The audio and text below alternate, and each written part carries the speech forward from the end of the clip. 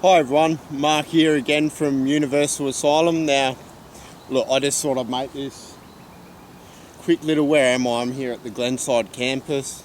I thought I'd make this quick little video to introduce the concept of Psychosocial Anonymous, or what I'm calling Psychosocial Anonymous, which is,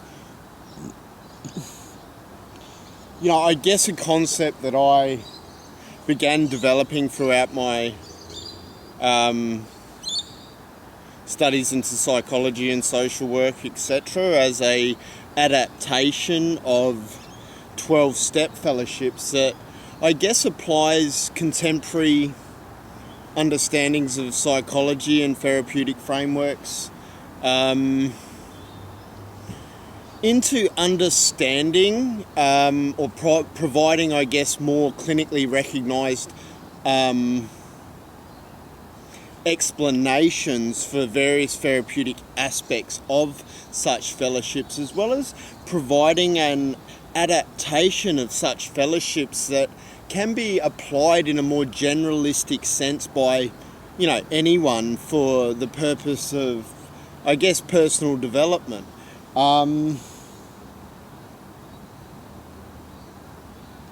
Like I've sort of probably said maybe somewhere on the Universal Asylum website, although Universal Asylum takes a very strong stance in advocating for systemic changes to, I guess, relieve a lot of the systemic pressures that, I guess, back people into all kinds of circumstantial positions that, I guess, contribute to a lot of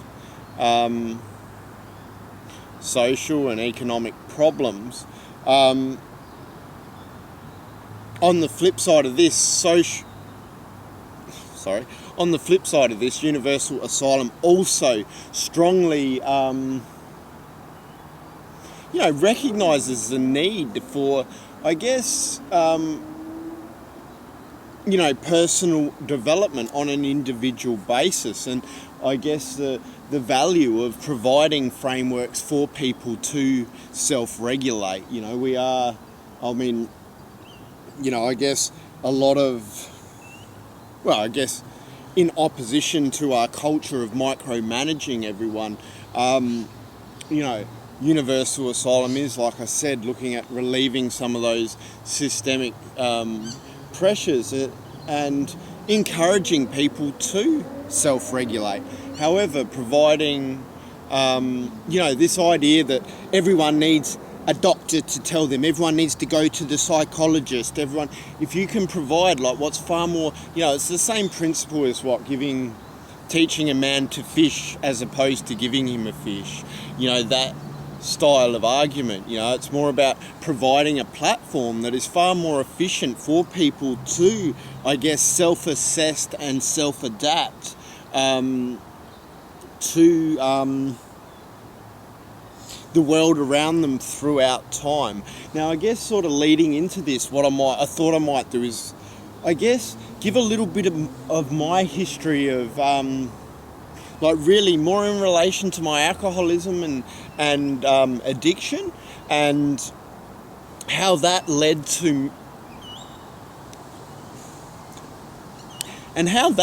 me to recovery via 12-step fellowships, and some of the benefits, maybe pros and cons, that I've experienced throughout my self-exploration and recovery from not only alcoholism, it's recovering from culturally installed bullshit, really. Even stuff like me learning to dance was, a lot of that was tied in with, I guess, what I hate the term toxic masculinity, they're just gender divide type terms, a load of fucking shit. They never used them while I was in uni. There's a lot of things that have appeared, throughout the past decade since, my studies into feminism and different other, I guess, social positions and things like that have taken some very bizarre directions, to say the least. Anyway, like, that's totally off track. Basically, I won't be providing a full rundown of the adapted framework. Some of that's going to need rewriting. I mean, there is, like I've said, or perhaps I'll go into that as I proceed through my story. That might help it sort of build and make a little bit more sense in that respect, I guess. Hopefully it doesn't get too windy. It's sort of, the wind's picking up. I was actually planning on filming over by the DASA detox. However, I was hoping there might be a big fucking DASA sign or something like that. However, there wasn't, and it's sort of, I guess it's around smoking areas and things like that where, possibly going to be a little bit too disruptive and whatnot. So I think, out of consideration for both, the job that I'm trying to do and consideration for the, other patients who might be like a bit of privacy and stuff with having a smoke and that, I just thought this is a lovely building here. And it's got that creepy fucking like fucking mental institute fucking feel about it, doesn't it? I think now it's I don't know whether it's a film fucking campus or Adelaide Studios, so fucking there you go. I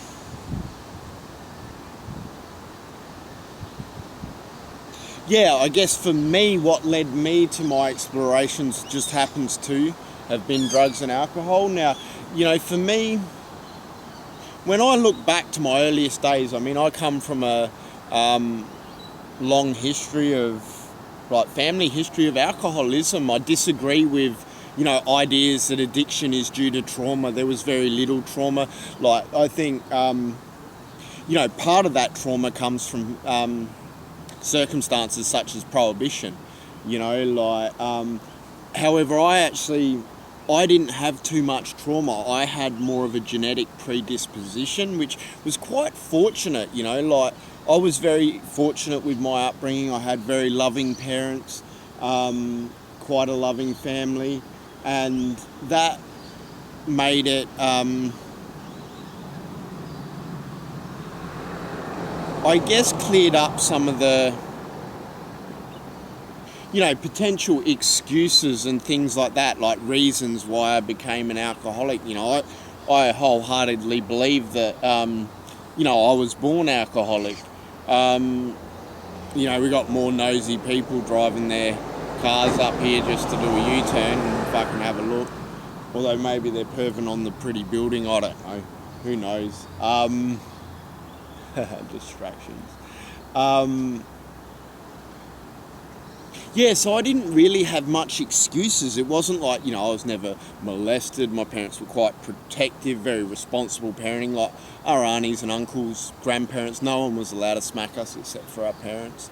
We were taught, I guess we were raised with that anti-grooming type responsible parents. So my parents were under no illusions to how, horrible some of the people in this fucking world really are, and they did their best to protect us from that without micromanaging us, and that falls very much in line with a lot of the philosophy of Universal Asylum. This anti-micromanaging. You make people sick. The more you try to micromanage people, the sicker you fucking make them, especially when you got like little ADD fucking kids like me who can't be controlled or don't sit still, blah blah blah. It just doesn't fucking work. Fortunately, I had parents who recognised that sort of stuff and didn't want little robot kids, and I was quite active, and I had quite a unmanageable mind and emotions from the start. Or I don't know that my emotions were too unmanageable in a sense. I felt things. I tuned into my environment, very perceptive, and was very responsive to natural environments, all of that sort of stuff. I saw addiction early throughout my childhood. Like I said, I come from a long line of alcoholics and believe it is a genetic predisposition. It was certainly within my grandfather. I saw it in my father, and I saw the way that he needed his alcohol, that it was more than just a want. I saw the condition that he would wake up in the morning and, him basically, I observed the way he would basically sometimes, sneak out to the shed, wake up, go out to the shed to, pretend to have a cigarette and grab his bottle of brandy, and,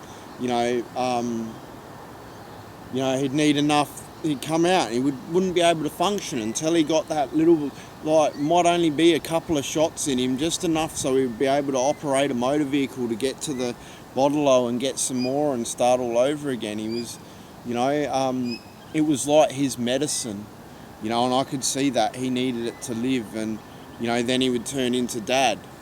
And, most of the pressures we had in the family were often financial, all of that sort of stuff. We didn't have much when we were young, Dad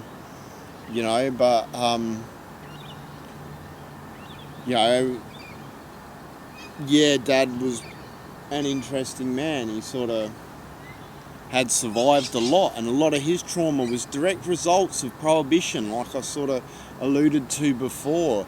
He'd survived a lot, as I've mentioned at other times, and then surviving our capitalist economic system and all of that sort of shit, but the point was, I recognised that he needed it to function. And, when I think about my early drinks and stuff, I remember finding his brandy and having caps. I would have been maybe 7 years old, and I was only going to have one cap, one little half cap, and then I'd put it back. And I'd just end up, I'd go, even though I knew it, and I knew he needed it, and I knew how sick he was, I'd go back and I'd have another one. And then I'd promise myself, I'd tell myself I wouldn't have no more, and then I'd start it'd warm me up, and I'd get a little bit of a glow, and then I'd go back and I'd have more. And there were sometimes I managed to only have so much and maybe leave some. Other times I basically drank the rest of his little stashes of brandy. There was always just that little bit left, just in different spots, just in little fucking heart starters for the morning. And I remember a number of occasions with that. Another time I remember going out fishing, and he'd often make excuses, and I'm going to take Mark fishing or go fishing at night, and get enough money for some bait, and then he'd buy some beers or a bottle of whatever, and we'd go off fishing for the evening, and that would be his way of sneaking in a drink and whatnot. I remember this night we went out, we were living in Whyalla, and we went out to Port Lowley, and he fucking, he fucking bought a bottle of sherry, and he forgot, I got there, I'm like, Dad, or halfway there, 20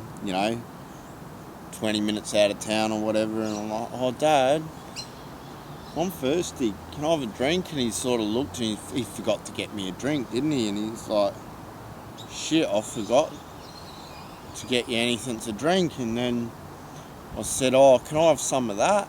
I had a bottle of sherry. It was sweet sherry, yellow brand, in between his legs, and he was sort of a bit hesitant, and he was thought about it, and he's all right, and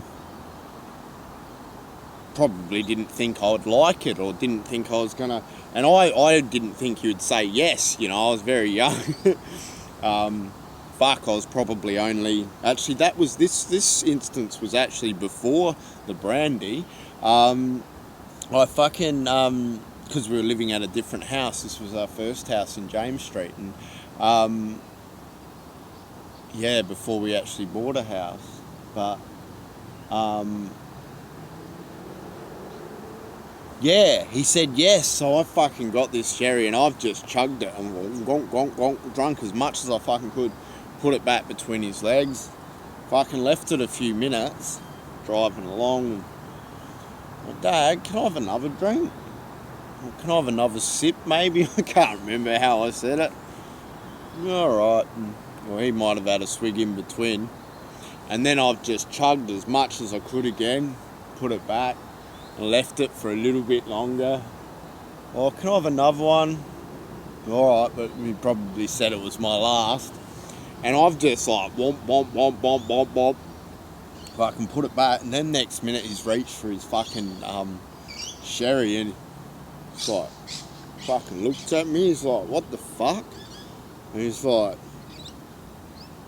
next minute he's realised, like, he doesn't have enough, like, he's got like 2 major fucking problems now, right? Like, we're meant to be going fishing, we like aren't even there yet, and he's out of fucking sherry. Not only like he's got a kid who's just drank like fucking probably at least half a bottle of sherry, or fucking maybe 2/3 of a bottle of sherry, and he's got no fucking sherry left, or he's got like a quarter of a bottle left, not enough to fucking get him fucking nowhere.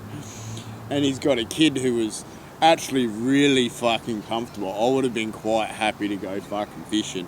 I was happy with fucking anything. I was comfortable as fuck. However, he was a bit fucking worried and a bit concerned. He's like, fuck, man, I've got a young, like really young child, like probably like under 7, probably only 6. I would have been in school, but not very long. Who's just, you know, who's got fucking 2/3 of a bottle of fucking sherry on board.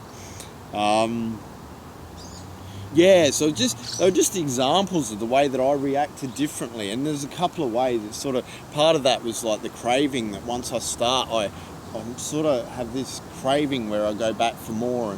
And, you know, even if it's against like my, like, important things. Like I said before, I knew how important the brandy was to Dad, and you know, I cared about my dad. I loved my dad, and I knew he needed it, but I still drank it. And you know, I guess the other thing side of that is how much I was able to just drink straight off the bat without a tolerance and stuff like that. You know, and you know, times went on, sort of had a bit of a move to the Riverland quite young at the end of year 6, and that led to a whole load of bullying and all sorts of, you know, experienced a lot of shit being the new kid on the block and stuff like that. And you know, then I picked up marijuana and took to that like a duck to water as well. Like from the moment I had it, it solved all my problems. I'd been unfairly suspended and stuff like that. You know, it wasn't sort of, you know, so there was part of like when I started smoking dope on my own, I actually had all this dope set aside because I knew it had value. But anyway, I acquired a whole heap of dope that I wasn't even smoking. I just knew it was worth some, and I had it stashed. It wasn't like it was great quality or anything, but for like a fucking 11-year-old, it was pretty good. Anyway, I started smoking dope, and that, like, on my own, I just got kicked out of school unfairly because I get picked on. And like, I was always taught, like, you know, Mum and Dad were both Taekwondo instructors, and you know, like, they trained us young, but they trained us like to never start fights and stuff like that, but not to, you know, I guess not to let people walk all over us and that. And you know, I got picked on, and then I would end up winning fights often, normally because I was scared. Like, it's not like I'm a tough cunt or anything, you know, I'd just do everything I could to talk my way out of shit, and then, you know, I end up having to look after myself. And you know, so, you know, there was a little bit of an aspect of it in the sense of, yeah, I was a little bit socially excluded, and, you know, there was some reasons that led me to pick up, but that's not, you know what I mean? That wasn't like that turned me into a drug addict. Sort of, you know, the way that I reacted to those substances was a little bit abnormal compared to, say, a lot of the other kids my age who played around with marijuana and, you know, different substances at different times. You know, I just, it wasn't a problem. It was a solution to all of my problems, really.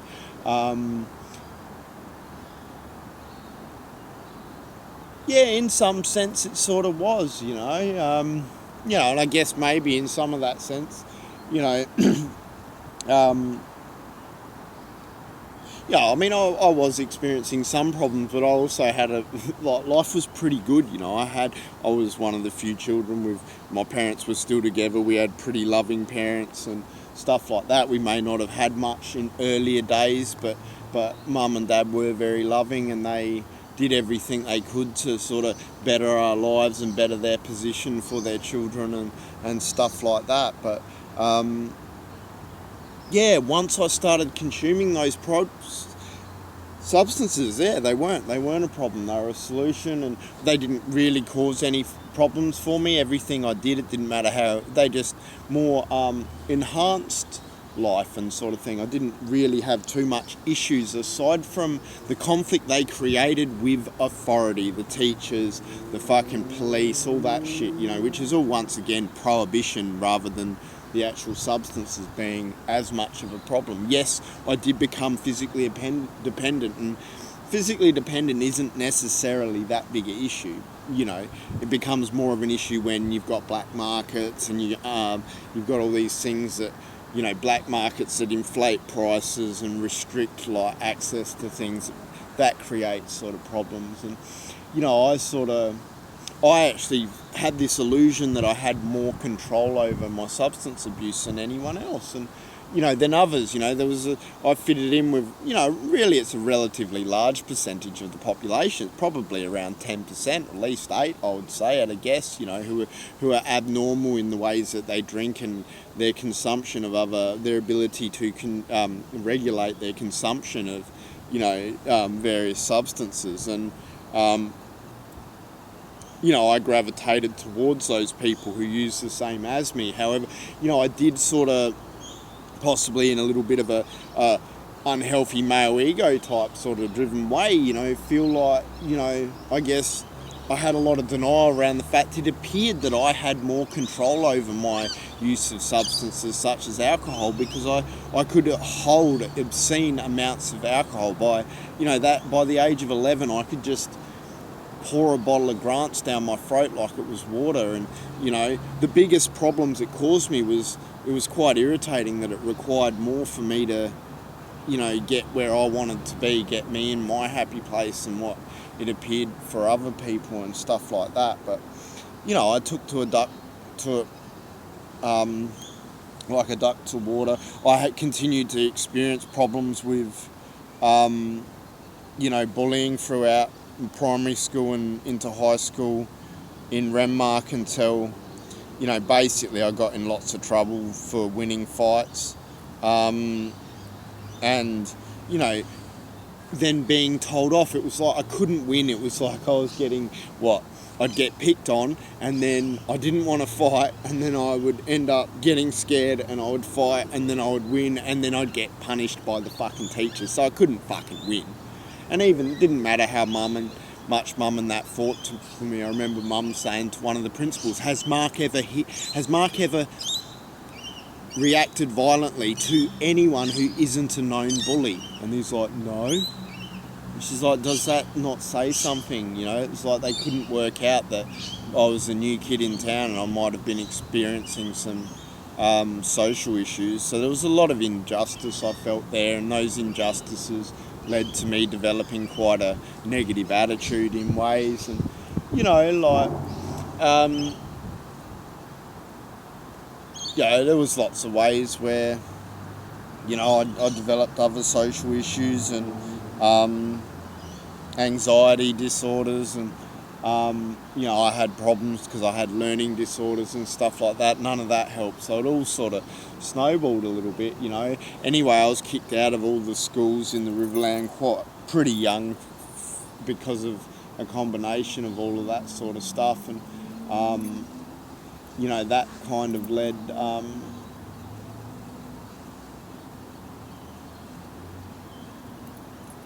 to me having to leave home at about 13. I moved in with my grandparents and at Hawker, and got someone probably coming over to have a nosy. Or heading somewhere.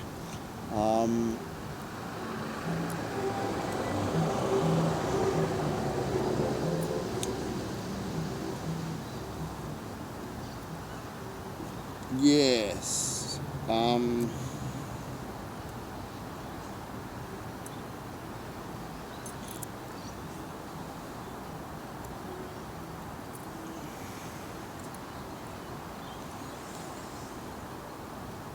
Yeah, quite an early age. Went and lived up at Hawker with my Nana and Grandpa. Like, Nana was paraplegic. She'd had polio when she was, I don't know, like 14 or something. And I actually lost her sister. And yeah, you know, they told her she would never do all these things. You'll never ride a horse again. You'll never drive a car. You'll never have a family. And she had 3 kids and rode a horse again, got married, had 3 kids. Fucking 3 beautiful daughters. You know, drove cars, bloody, you know, catered for the shearers, all the stuff like that. She was a pretty incredible woman, still kicking and that. I went and lived with Nana and Grandpa out on their sheep station at Hawker because I got run out of schools in the Riverland where I could go, and that was all complicated. And you know, I got there, I was pretty depressed, and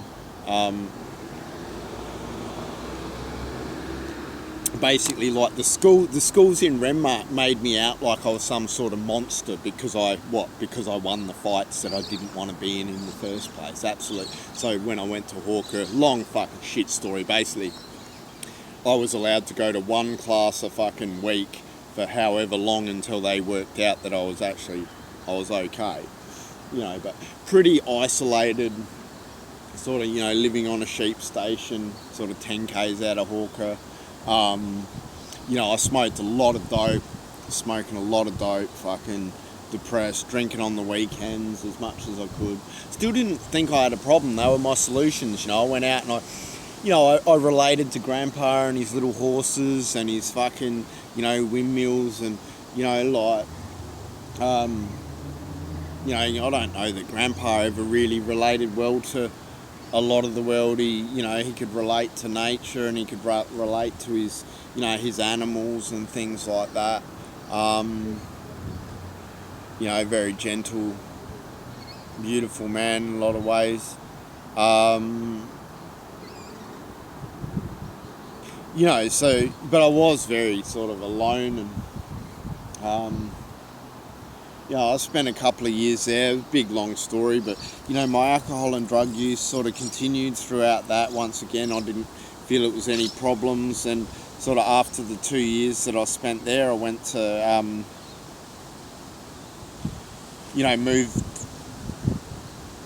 or somewhere in between. They'd put me on dexamphetamine, and I sort of learnt that I could swap them for dope at stages, and then at times I figured out that I could, you know, taking lots of them, I got the same sort of reaction as, like, taking speed. And, like, in the meantime, I've moved, because of Nana sort of being paraplegic and stuff, I could only really stay there for 2 years. So I moved to, like, completely independent at 15 up to the Adelaide Hills, up at Woodside, and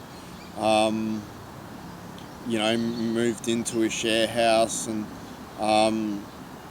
you know, continued smoking dope, continued trying to go to school. It was all pretty tough and all that sort of stuff in ways, but you know, and got into all sorts of mischief there, sort of went from, you know, binging alcohol on the weekend. Dope was always my staple, and you know, and alcohol on the weekends. And then once I was sort of up in the hills, I was, you know, more binging speed and stuff like that. I did have some experience with acid, which I didn't really quite understand the significance of, and that it was actually sort of, some of that was a bit frightening and made me question whether I was losing my mind a little bit. I didn't really have any sort of guidance to sort of, I guess, provide me any sort of context of what was actually going on. So it's sort of, you know, I don't know whether those experiences were as negative as what I thought. You know, they did at the time, they did spook me a little bit, to say the least. But you know, I did quite a bit of acid when I was sort of young, but Yeah. I think what was more damaging was the amphetamines, and like I sort of mentioned in my other video, like after a couple of quite hectic years being independent, up in the Adelaide Hills, I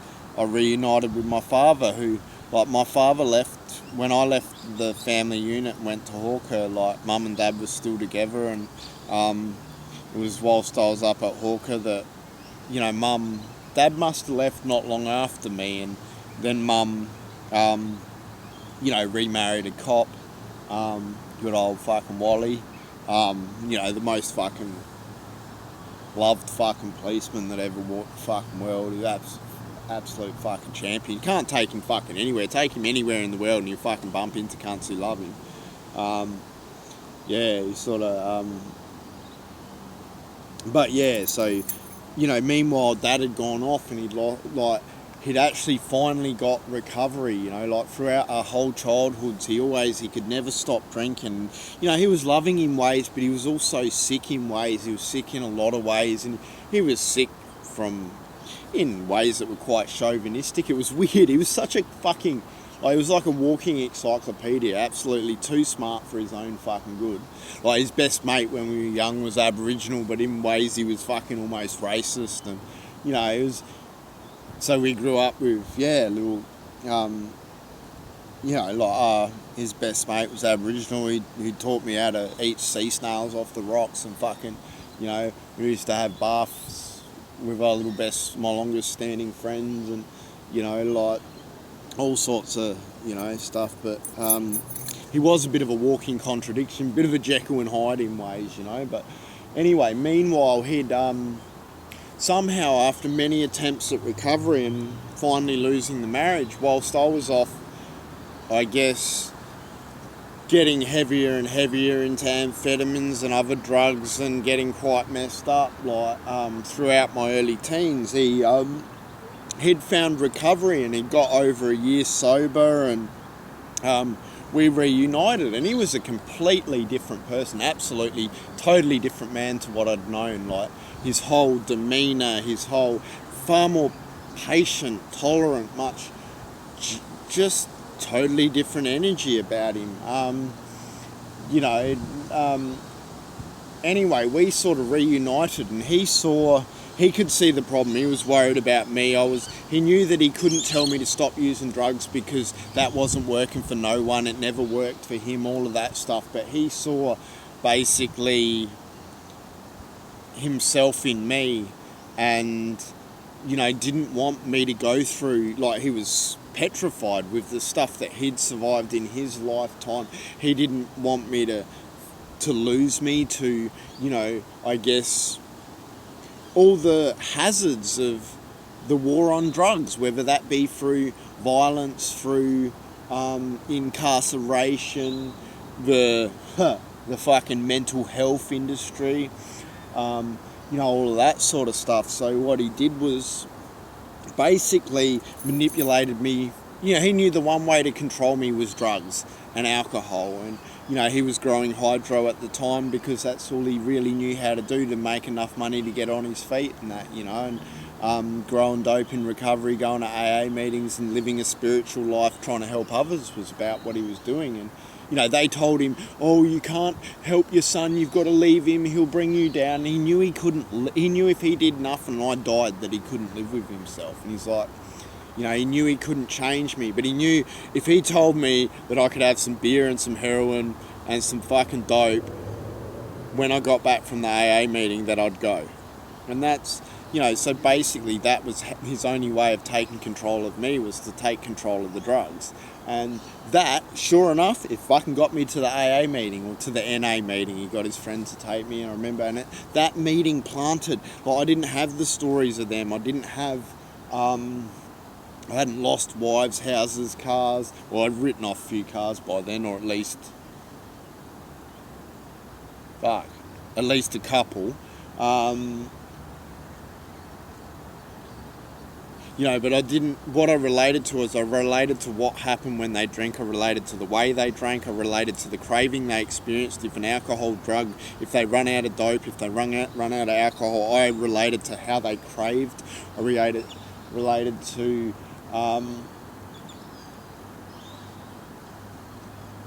the way they felt, that unmanageability, all sorts of aspects. There was a lot of things I did relate to, and there was stuff, what I saw in some of them was a sense of peace and serenity that I'd never experienced. Even when I was young, I'd go to bed and I couldn't stop my mind, I couldn't shut off my racing mind. It's actually driven by a lot of fear, even though I didn't see that at that stage, and I wouldn't see it for quite some time, or quite a number of years yet. I thought I had no fear, all that macho, toxic masculinity, as much as I hate the word, sort of, all the extreme, I loved all the boy stuff, out fishing, hunting, shooting, fucking on the motorbikes and the, whatever, like, that was the stuff, that was my element, like, the best way to make me cry was to take me out fishing and, like, then tell me that we had to go home, I'd want to stay there forever until we fucking died, like,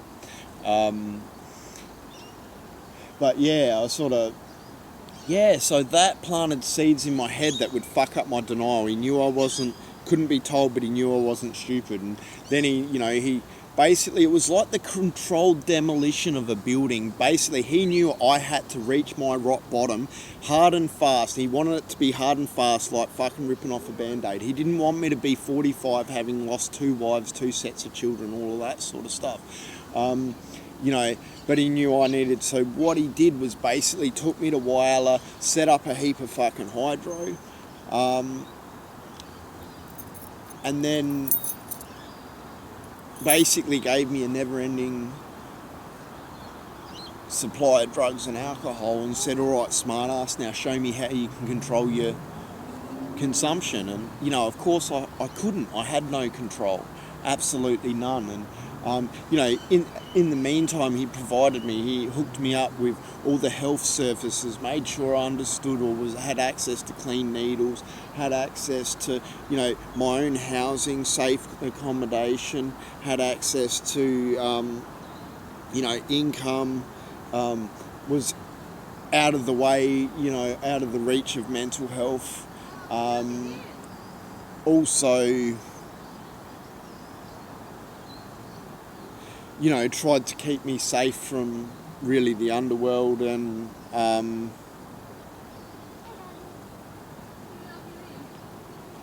look like it. And criminal justice systems.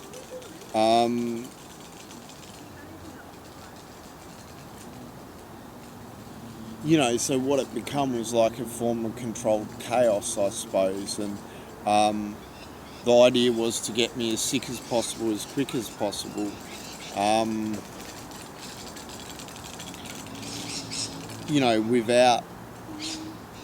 Without me coming to any permanent form of misadventure, I needed to get sick enough to reach my rock bottom without dying was basically the method in his madness, In the meantime, he, encouraged me to attend attend AA meetings and surrounded me with positive influences in the form of people in recovery as well, who never pushed the idea of recovery upon me. They more led by example and stuff like that, and humoured me in ways that sort of challenged my denial, and also, I guess, provided support in ways that helped keep me safe. Sort of like, it's weird, it's like a harm maximisation in the spirit of harm minimisation type sort of method in the madness. Like I said, controlled demolition, getting in as much pain as possible whilst staying alive. And because I had a good, consistent supply of drugs and alcohol, it actually made things safer for me. Throughout those years where I got extremely sick very fast over the next, say, 5 years, and I had the rock bottoms that I talked about in my other video the other day, in relation to not being able to stop throughout the pregnancy of my first child and having these beautiful children, and I'm still dying and I'm unable to moderate or stop. I'm dying, It was absolutely soul destroying, and I had many attempts to control and moderate my drug and alcohol consumption, trying to, and that took different combinations of trying things my way, trying to just limit myself to, say, just smoking dope, or, I had these ideas, if I could, get off the needle or get off the alcohol, that things would be better. I mean, alcohol for me was one of, always one of the most destructive substances that I've had issues with. It's absurd, the regulation, like how, prohibition of alcohol never fucking worked either. All it did was, funded all these criminal empires and stuff like that, and resulted in mass wealth accumulation, really, into organised crime and all of that sort of crap that, I don't really, we all know enough about, but, it is really one of the most harmful fucking substances. Yet we cling on to prohibition with these other substances. It's pretty insane. But the point is, I got very, very sick, and I tried every combination of my own variations of recovery and trying to and I could never stay stopped. Even, I always required to go into like medicalised detoxification clinics like they have here. Because, it was physically impossible, and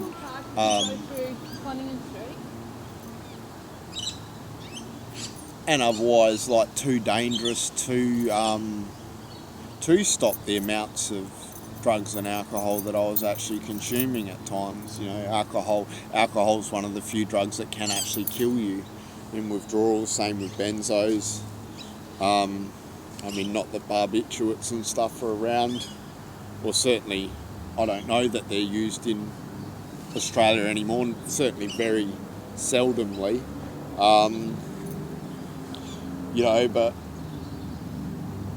I had to go through all of my combinations, and after a couple of dozen detoxes and attempts to get sober and clean, and, I eventually elected to do a live-in rehab at the Woolshed Therapeutic Community up at Ashbourne, in the Adelaide Hills, South Australia, and that was a hardcore program. I can't go into the detail of that. It was a live-in, basically like its own little self-contained community with some quite brutal therapeutic stuff. But basically, the clients, people think rehab, you go and kick your fucking feet up, man. Rehab's fucking hardcore, absolutely hardcore. Like imagine the most hardcore fucking boot camp that you can fucking think of. We all had to run, we all had our own, it was like a mini model of a society with our own little roles and stuff like that, and then pretty hardcore, strict rules. You sort of, getting people who are completely undisciplined and stuff like that into, undoing all of that lack of discipline, and, really a community with self-enforced accountability and stuff. Also the bit the opposite to a lot of the 12-step sort of style approach to recovery, and sort of more that self-directed self-analysis and stuff like that. However, it did get me sober and got me a very good start. I was very sick when I got there. It helped me get some routine, helped me get physically. I didn't sleep not properly for fucking weeks. I shook for fucking I actually think my initial recovery, I had tremors for years. Just that nervous system fucking just shot. But eventually, I don't know where that stuff appears to have cleared up nowadays. I don't really have the tremors through my fingers and stuff, that nervous stuff anymore. But I come and when I went into that rehab, I had the intention of going back to Whyalla to my kids. And, you know, as the fog cleared in that rehab, I realised that I had no supports there. I had no opportunity. The only thing I had in Whyalla was my kids. I did have some friends that I valued and that, but, like, we were all drug addicts and, like, there wasn't much else there for me. And I didn't want to fuck up my kids' lives, and I didn't know I could stay sober, so I set up in the city and, you know, went through the halfway house and started doing my volunteering to give back, you know, working with disability people in art therapy. And, you know, that was when I, you know, around the time where I started my journey into dance, once I was through the halfway house of that rehab and doing my NA and AA and I didn't know, like, all I was doing was, like, every day was not picking up and just trying to focus on my recovery and I didn't know what normal people did. You know, I didn't know how to not use drugs and alcohol, and, you know, I started trying to, you know, commit myself, you know, through the halfway program. I was already always pretty. The only people I'd ever seen stay clean and sober had been through 12-step fellowship, so it didn't, you know, I didn't need much encouragement to go to meetings. I went to meetings because I fucking was shit myself and I didn't know how to stay clean and sober. And I did meetings and I didn't do much of the program. And, you know, then until, you know, I did some aspects of it. You know, there was aspects of it such as, you know, I was probably trying to put the first few steps into my life, the first 3 steps, you know. And I guess all that stuff leading up, that first step was admitting that I was powerless over alcohol and my life becoming unmanageable. And it always was. I had to get through that denial, that illusion that I had control, and I fucking didn't. That was broken by then, but that on its own wasn't enough for me to fucking stay clean and sober. It didn't matter how much trouble I got in, how fucked my life was, how big my problems, I couldn't stop for my kids. You know, I knew I couldn't stop. I was powerless. That wasn't fucking that hard. And, you know, the hard things I saw was those aspects of fucking, like, things like the God word and handing stuff over, and, you know, they assured me I could use a blind faith, and, you know, basically, like, things like just handing stuff over to the universe, over to the program, basically using anything other than my own unhealthy ways to try and fucking deal with things. So, you know, I could sort of come to those ideas, you know. You know, I guess some of my adaptations that I've tried to develop throughout my university degrees and stuff like that, they sort of need to be adapted in ways that provide explanation to some of the therapeutic some of the ways in which some of these concepts such as God work, but by providing, I guess, more of a therapeutic explanation that isn't so supernatural, so to speak. And, you know, however, it made sense for me to hand over, like, my life to an actual therapeutic framework that actually made, you know, I could come at that. You know, I couldn't come at the idea of a fucking God on a cloud in those religious type ideas, but, like, what, step 1, the powerless. Step 2, what, came to believe a power greater than myself. What is a power greater than myself? Oh, the program, power greater than me. Yeah, I can do that. The universe, yeah, that's more powerful than me. So what, I hand over the things that I can't, hand over what I can't do nothing about to that, instead of trying to fucking change everything, trying to run around and change fucking things that I really have no control over. Alright, hand that over. Or, you know, came to believe that I needed some fucking help. You know, and then, you know, made a decision to try and do it, and try to, you know, I got by on a lot of things like the service, you know, which is really a counter to, you know, aspects like selfishness and things like that, the community spirit of the program and stuff like that. So, you know, I got involved with setting up the meetings and running meetings and cleaning up and doing the dishes after things, and just being a part of a community rather, and trying to focus on what I could give rather than what I could take, sort of thing, all of that sort of stuff. And, I got by on that for a lot of time, but I had to back myself into enough of a corner running on my will. It wasn't until a couple of years sober that, I met the love of my life at the fucking Schützenfest, like, I wasn't looking for the love of my life, I was looking for a fucking root.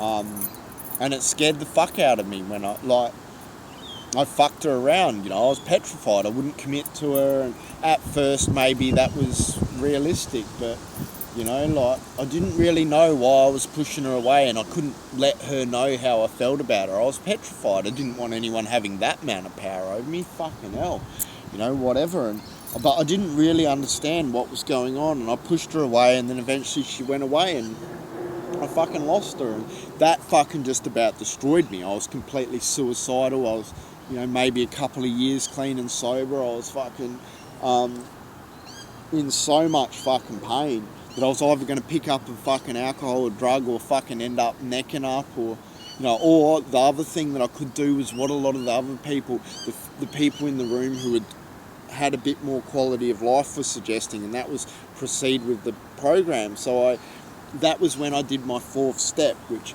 is we made a searching and fearless moral inventory of themselves. Now that, basically through the AA program, it is one of the most comprehensive and useful psychoanalytic tools that I've ever come across. And that's like, after my, I say that, with a degree in social work, after studying their theories and applying their theories to the understanding of this program. But basically, it was about, it started by listing out all of the resentments. And instead of looking at the resentments and the reasons why I had to feel, basically considering the world as sick and trying to set aside what they had done, but looking at that to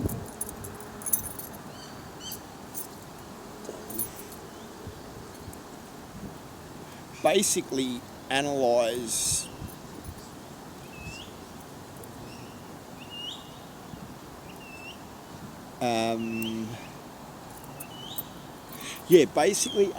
the ways in which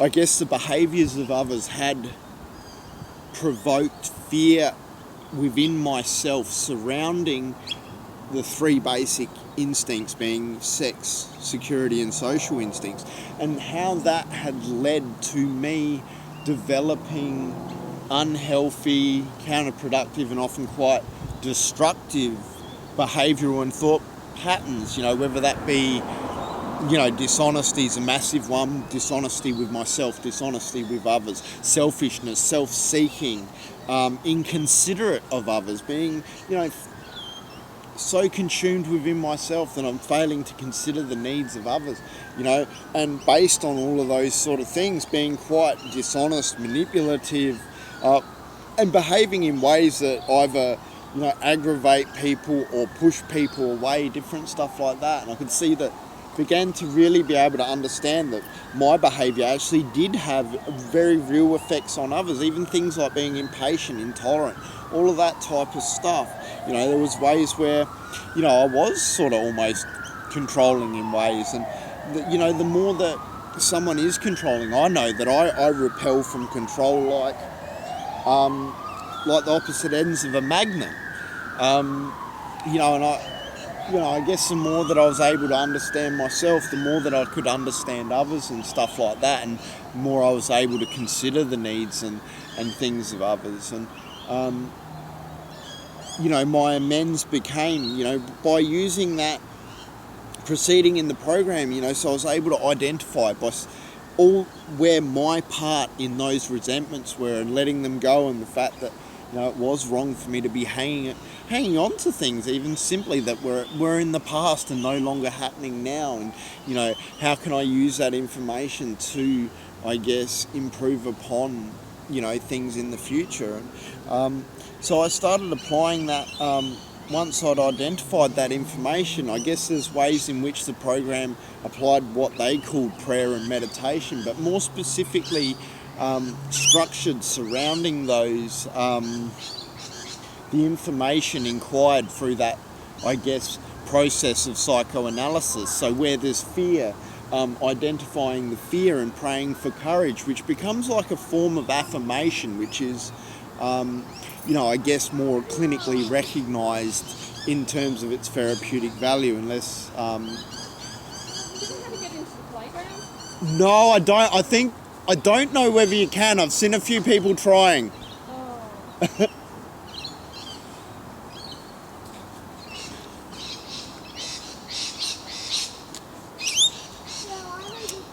So yeah, like stuff that is more...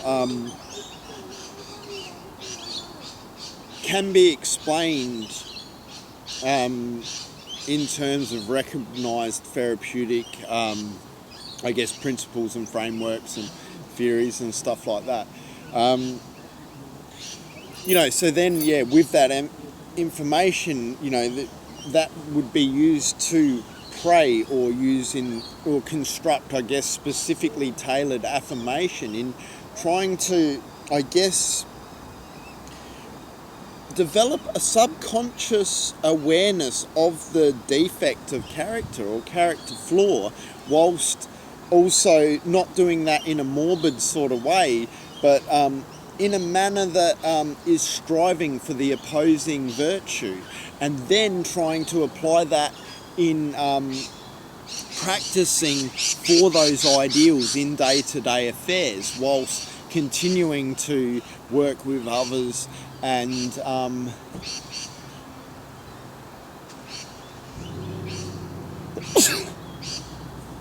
fuck,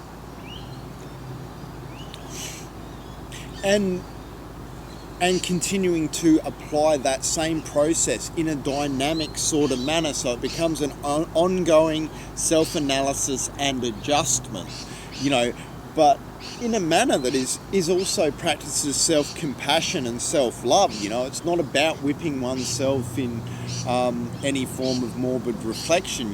There is no point in that becomes harmful and destructive. And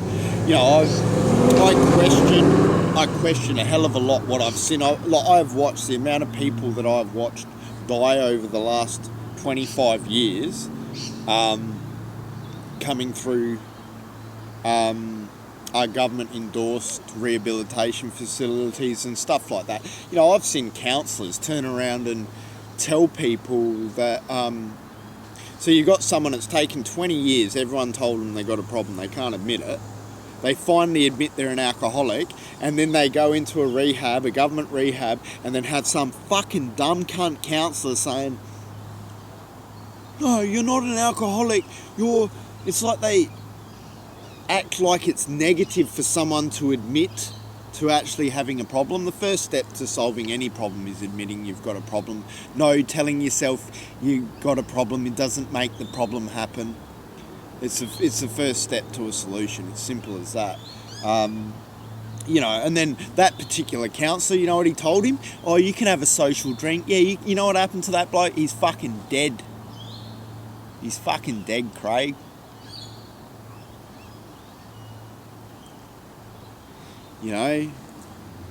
Left behind 2 fucking children,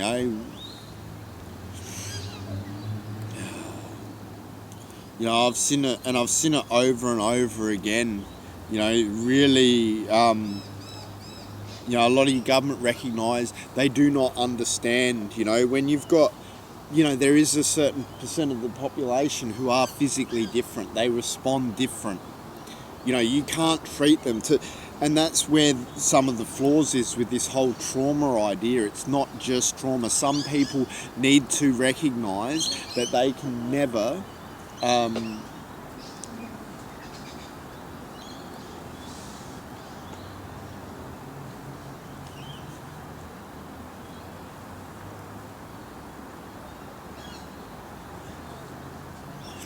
never safely consume certain substances again. And that's stuff that they need to come to their own conclusions on their own terms. And when you've got idiot fucking counsellors trying to tell people who can't fucking drink that they can drink, you know, it becomes pretty, you know, it can become a death sentence. You know, but it doesn't help, you know, I guess, you know, as an alcoholic, from the flip side of that, never helped me anyone trying to tell me to stop and trying to beat my alcoholism out of me. It didn't. What worked was what my father did. You know, he put the solution in front of me, gave me full access to the problem in a safe, controlled manner, you know, that, you know, minimised the risk whilst allowing me to come to my own place of suffering, to find a hard enough rock bottom to actually do what needed to be done to get well. And, you know, that, you know, even in my recovery, once I'd stopped drinking, I had to lose the love of my life to go through that process and really take a good look at myself. And it was only through taking a good look at myself that I was able to really start to change. I mean, before that, I was doing a lot of things. I was going to meetings and I was trying to practice, you know, spiritual principles, and which is basically trying to practice like being a good cunt, like practicing honesty in all our affairs, trying to practice courage, you know. And I was doing that stuff with a little bit less well directed, you know, through my dance, you know, through my interactions with others. But it wasn't until I undertook that thorough analysis and then I could see things a lot more clearly. And, you know, my amends process through that, it wasn't about saying sorry, you know, all those little things. How I made amends to my children was, you know, by, I fucking, stopped using fucking alcohol, fucking heroin, all drugs. You know, I was no longer smoking dope 24/7, no longer, like, and that, the honesty, the level of honesty, you know, like, I fucking can't so much as have one extra fucking Panadol. It's a fucking relapse. I need to be 100% fucking staunch with this shit, because otherwise it's a slippery fucking slope, because I've got a fucking mind that can, you know, justify all kinds of things and can fucking, you know, once I've had more, fucking 3 instead of 2, or maybe 4, fucking there is no fucking limit, you know.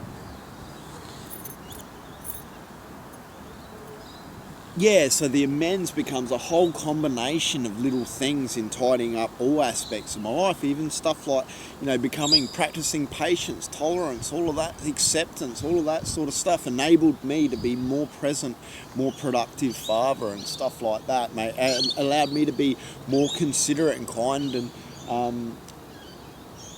understanding, the more forgiving I was on myself and stuff like that. And all of this led to massive changes in my relationships, the way I related to people, my ability to conduct myself throughout all my affairs. Like when I went through my sex inventory, because the inventory process goes through the resentments, then fears and harms and sex harms. And, you know, when I did my sex inventory, sex wasn't the issue. It was the ways in which I behaved surrounding sex. Where did I, you know, make commitments that I wasn't committed to? Where did I lie and manipulate people? You know, where did I cheat on people, betray people? How had I harmed people in those sort of senses? You know, I was never a rapist. I was never, you know, I had a very high sex drive, yes, but, you know, my harms were more little subtle things where I'd put people at risk, you know, whether I'd been unfaithful to people and they didn't even know about it, but I could have given them HIV. You know, if I wanted to be able to live with myself, I needed to make amends to all of these type of, I guess, you know, behaviours. And that enabled me to live a happier and healthier life, a conscience-free life. And all of a sudden, you know, I was able to sleep better, my relationships improved. I found I was able to connect with people and have these beautiful connections that weren't necessarily ever suitable for a traditional idea of a relationship. My whole fucking concept of love went from being this clingy, possessive, insecure, horrible, fucking toxic thing that wasn't really loving at all, to being truly loving, far more I guess, free-spirited, and, you know, I connected with a lot more typically older people compared to myself. You know, throughout my 20s, I rarely had any connections with women under 30, you know, and some of them were beautiful connections with women 20 years older than me, things that just couldn't go anywhere for whatever reasons, and it didn't make them any less beautiful, any less loving, and they were, you know, very beautiful, deep, intimate connections, and also fucking often really fucking filthy, deviant ones too, you know, like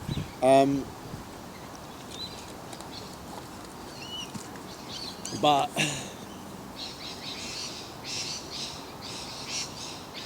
you know, the things is, they were a lot more healthy, even if they weren't.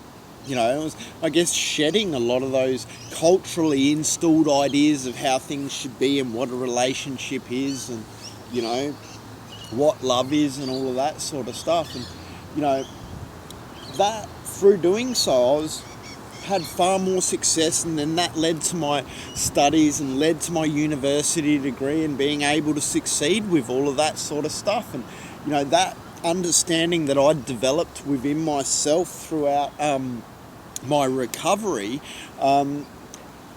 played a massive role when I went into, and I guess working with others, you know, working with other alcoholics. I've had many sponsees. I've had, you know, a couple of my sponsees have passed away, and, you know, that's the level of intimacy that, you know, is involved in helping someone like unpack the deepest and darkest of themselves to, you know, I guess aid in their self-development. And, you know, it's an absolute honour. It's, you know,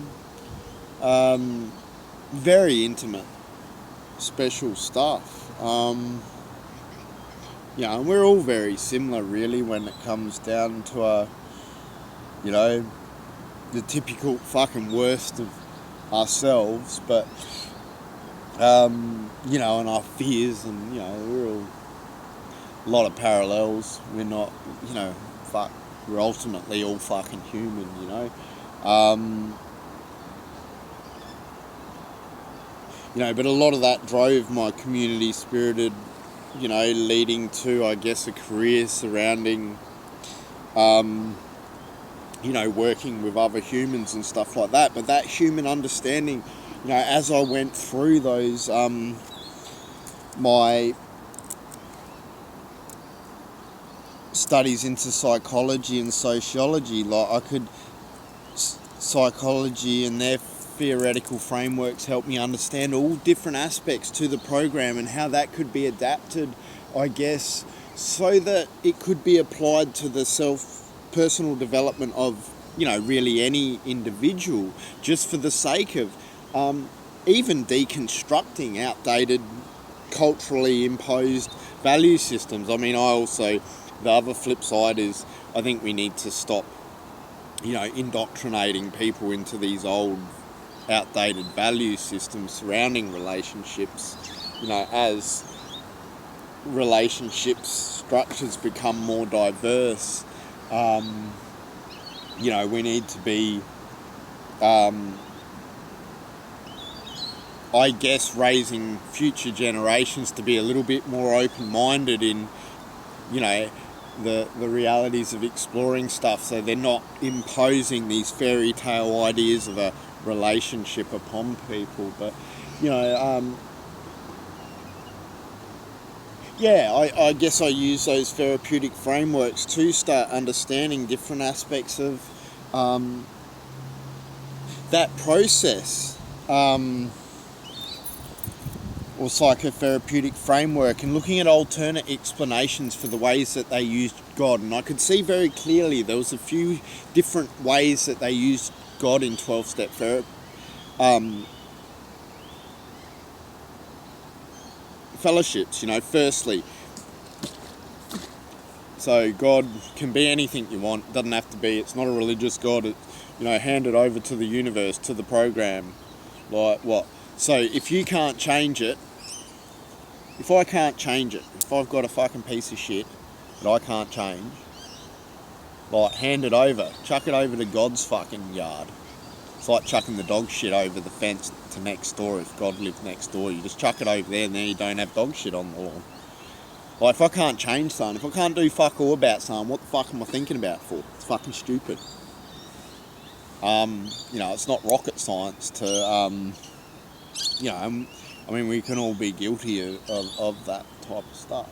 It's pretty simple, if you break it down to that simplest form, like handing it over to the universe. I can't change this.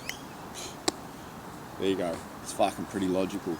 But then where it gets a bit more complicated is the praying to God. So you've got God.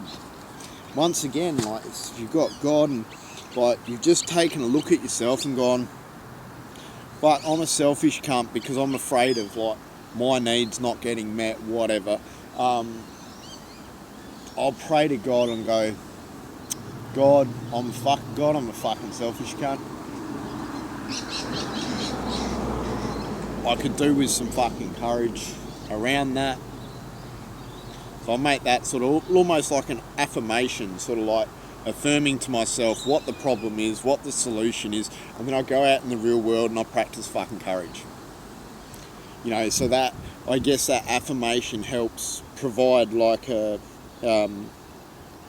subconscious awareness, of the problem and the solution, and I guess the ideals we're working towards in real life, and then I guess treating oneself with the same self-compassion and love and patience and tolerance as you would anyone else, as you would another sick person, shooting for the moon and being happy with the stars or fucking whatever.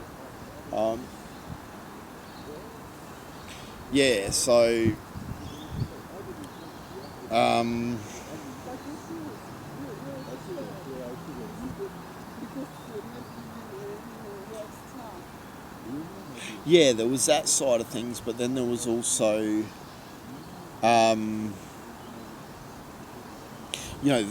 therapeutic framework and trying to find an alternate explanation that sort of, I guess, was able to replace the concept of God with something that was, I guess, more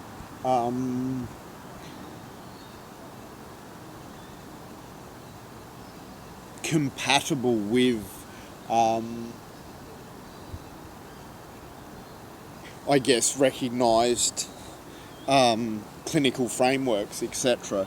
However, then it also influenced me. The more I understood myself, the more when we deconstructed, I guess through sociological understandings, it became very clear, and looking at, I guess, patriarchal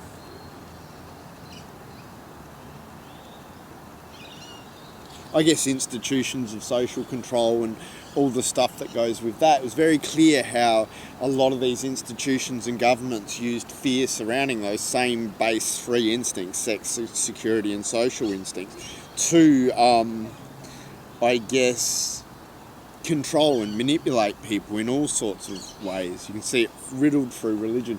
Now, one of the things I disagreed with was psychology. They said, there was instinct theory, but then someone debunked instinct theory by coming up with 2,000 instincts, and they had this big list, and they weren't instincts, they were behaviours that could all actually be, you could bring them all basically back into those three categories of sex, security and social. A lot of their stuff was they were behavioural. Even things like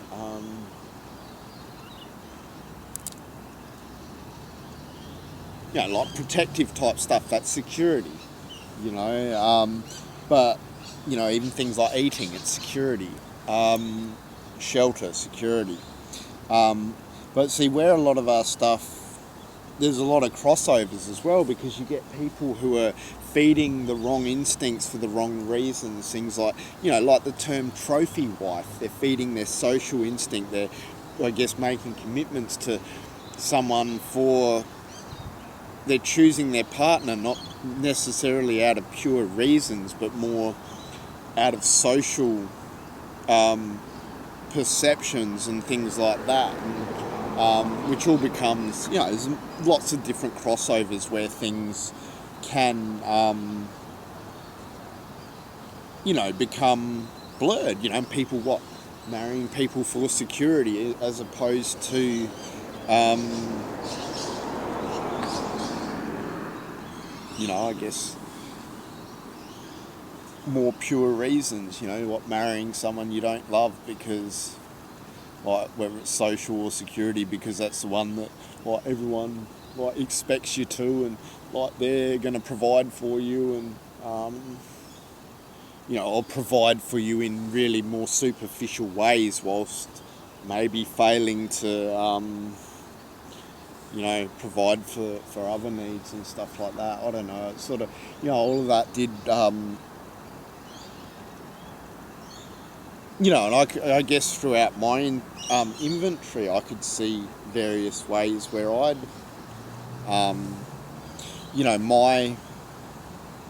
there were crossovers in my instincts. I can't even think of any good examples at the moment. It's been a long time since I've really had a proper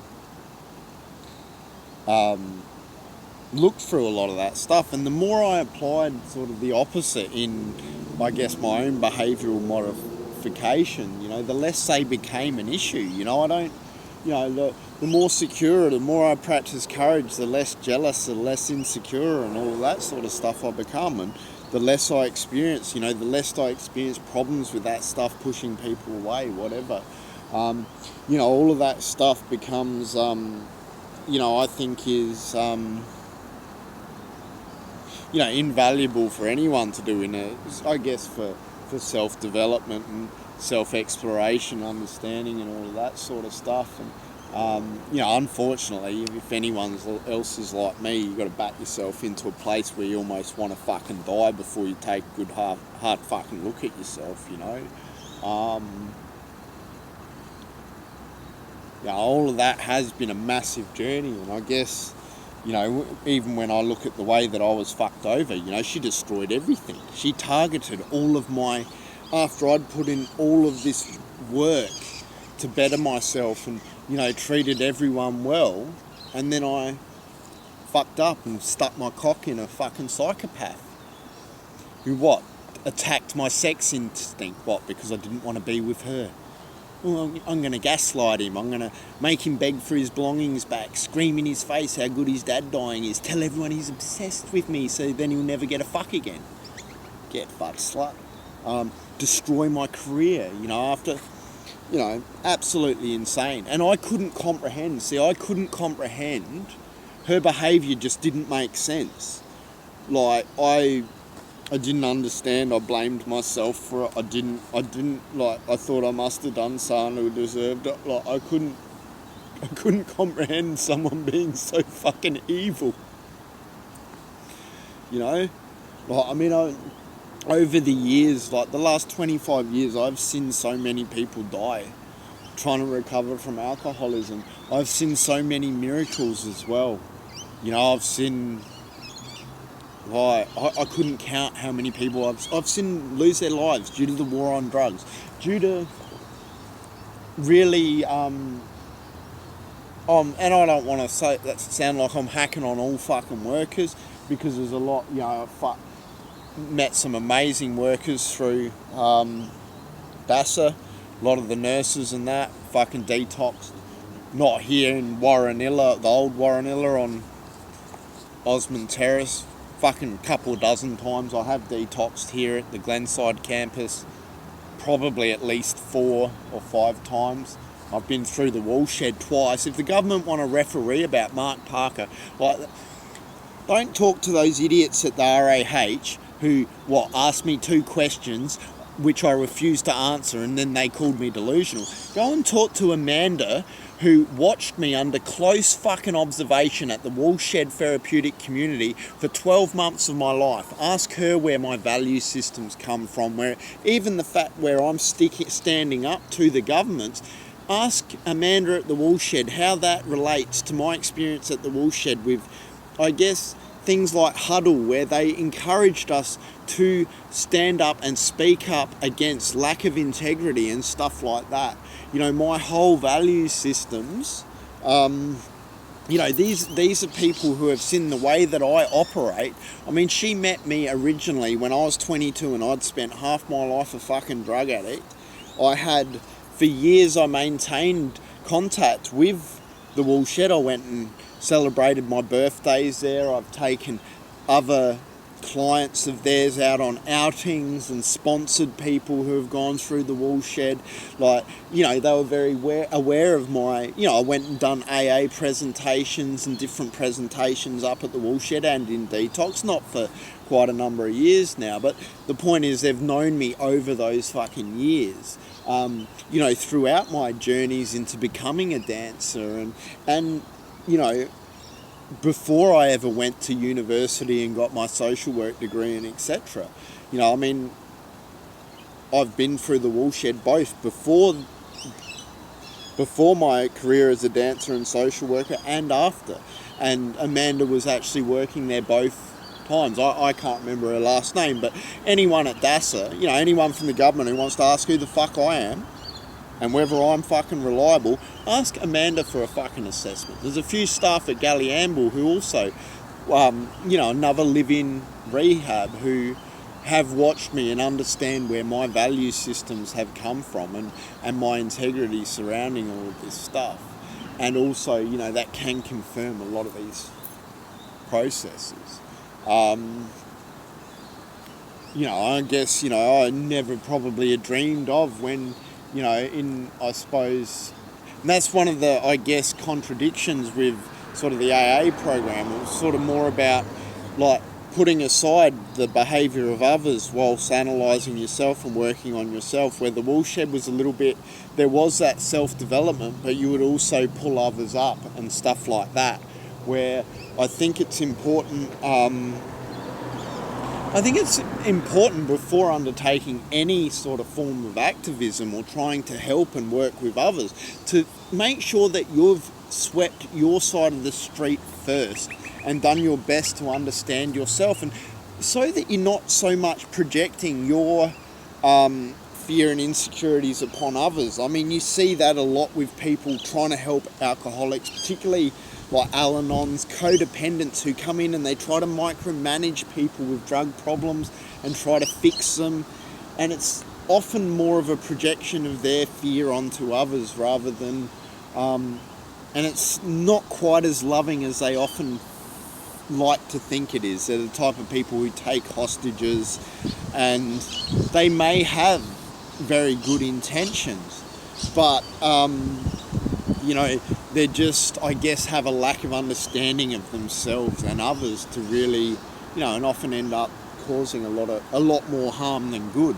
And you know, that's true not only in personal relationships, that also applies on an institutional level with you know, and in ways that can be seen through all of our prohibition-based legislations that are known to be the real causes of most of the problems associated with alcoholism, drug addiction, or our problems with drug addiction.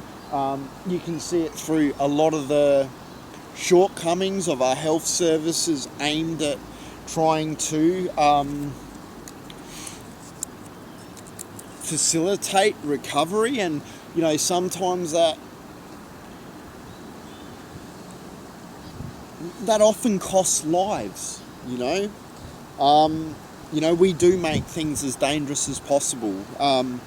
So trying to balance that, my shit, as opposed to what needs to change structurally, and that's across the board for all human beings. And you know, I do see a lot of potential for this same processes of, I guess, self-analysis and applying that information into self-development as having massive potential therapeutic value for all members of society, just in learning, seeking to understand the ways in which we have the potential to develop unhealthy psychological and behavioural patterns generally in response to fear on subtle levels, which doesn't help with these fucking governments using these fear-based authoritarian approaches, trying to micromanage and control everyone.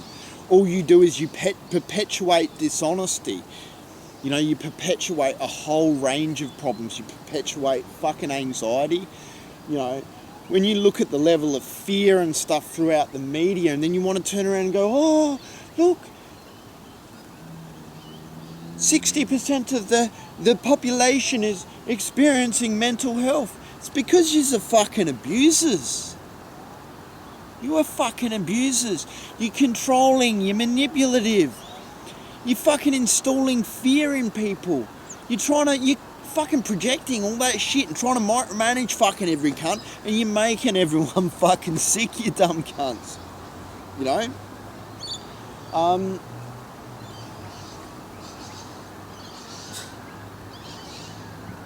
We are run by the least amongst us. We fucking really are. The least visionary, the least fucking, I guess, self-intuitive, the least fucking wise, the least fucking noble.